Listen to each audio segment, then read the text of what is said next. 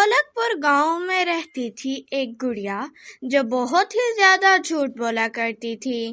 وہ ہر وقت کوئی نہ کوئی بات پر جھوٹ بولتی اور اپنی غلطی کو چھپا دیتی۔ اس کے ساتھ اس کی ماں، باپ اور ایک 17 سال کا بھائی رہتا تھا۔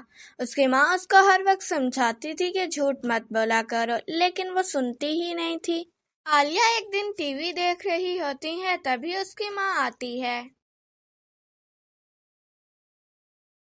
ارے گڑیا، تمہیں کتنی دفعہ سمجھایا ہے کہ ٹاول کو اس کی جگہ پر رکھا کرو۔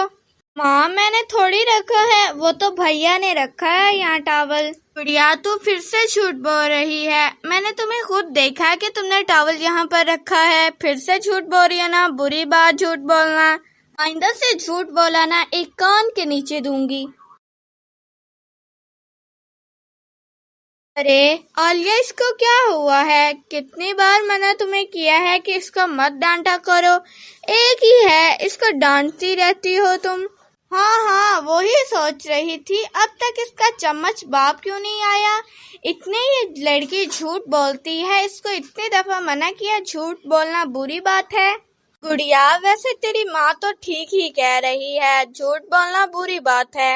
ایسے ہی گڑیا کے ماں باپ اس کو سمجھا رہے تھے، لیکن باپ اس کا کبھی کبھی تھوڑی سی سائڈ لے لیتا تھا۔ ایسے ہی دن گزرتے گئے، دیکھتے ہی دیکھتے گڑیا 15 سال کی ہو گئی، مگر اس کا جھوٹ بولنا ابھی بھی نہیں گیا۔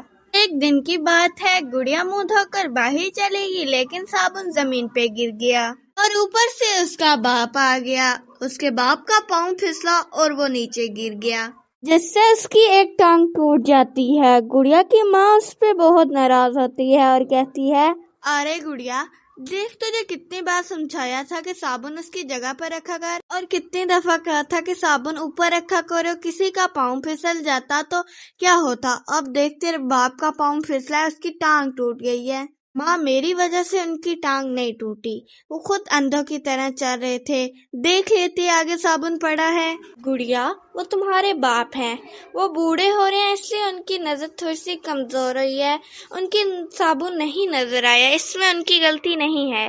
گڑیا ایسے ہی دن بہ دن بدتمیز ہو جا رہی تھی۔ ایک دن کی بات ہے کہ گڑیا شاپنگ کر کے اپنے بھائی کو لینے کے لیے فون کر رہی ہوتی ہے، تبھی اس کے پاس ایک بڑھیا آتی ہے اور کہتی ہے، ارے لڑکی، میرے پاس ایک یہ لپسٹک ہے، کیا تم مجھ سے یہ خریدو گی؟ میرے پاس اور کوئی پیسے نہیں، یہ بہت برانڈیڈ لپسٹک ہے، کیا تم مجھ سے یہ خریدو گی اور مجھے تھوڑے سے پیسے دو گی؟ اماں، میرے پاس پیسے تو نہیں، لیکن کیا آپ مجھے یہ لپسٹک فری دے سکتی ہیں؟ یہ بہت ہی خوبصورت لگ رہی ہے۔ ٹھیک ہے، اگر یہ تمہیں لپسٹک خوبصورت لگی ہے تو تم اسے رکھ لو، لیکن اس لپسٹک کی ایک شرط ہے، اگر تم جب بھی اس کو لگاؤ گی تو تم جھوٹ نہیں بولو گی۔ ہاں ٹھیک ہے، آپ مجھے یہ لپسٹک دے دیں۔ عالیہ وہ لپسٹک لے کر آ جاتی ہے اور اپنے بیڈ پر رکھ دیتی ہے اور کہتی ہے، ارے میں نے کون سا اس لپسٹک کو لگانا ہے، میں تو ویسے لائی ہوں، اپنے دوستوں کو دکھاؤں گی کتنی برانڈیڈ چیزیں میں استعمال کرتی ہوں۔ بھی اتنا کہتی ہی ہے، تبھی لپسٹک خود بخود ہوا میں اڑتے ہوئے گڑیا کے لپس پہ لگ جاتی ہے۔ لیکن گڑیا اس بات کی پرواہ نہ کرتے ہوئے اپنی ماں سے ایک اور جھوٹ بول لیتی ہے۔ بھی وہاں ایک روشنی آتی ہے اور گڑیا کی آواز چلی جاتی ہے۔ وہ بہت حیران ہوتی ہے اور اپنی ماں سے چلا چلا کر بات کرتی ہے، لیکن اس کی ماں کو کچھ سنائی نہیں دے رہا تھا۔ وہ سب کو پھر اپنی جھوٹ لکھ کر دیتی ہے۔ تبھی پھر سے ایک اچانک روشنی آتی ہے، سے اس کی آواز آ جاتی ہے۔ وہ خوشی سے کہتی ہے، ماں شکر ہے میری آواز آ گئی، میں تو کب سے جب سے بول نہیں تھی رہی، مجھے ایسے لگ رہا میری تو دنیا ہی چلے گی۔ یا اللہ تیرا شکر ہے میری آواز آ گئی، آئندہ سے میں ایسی غلطی کبھی نہیں کروں گی جس سے مجھے اتنا بڑا نقصان اٹھانا پڑے، ماں مجھے معاف کر دو۔ تو دیکھا بچوں، عالیہ کا کیا حال ہوا۔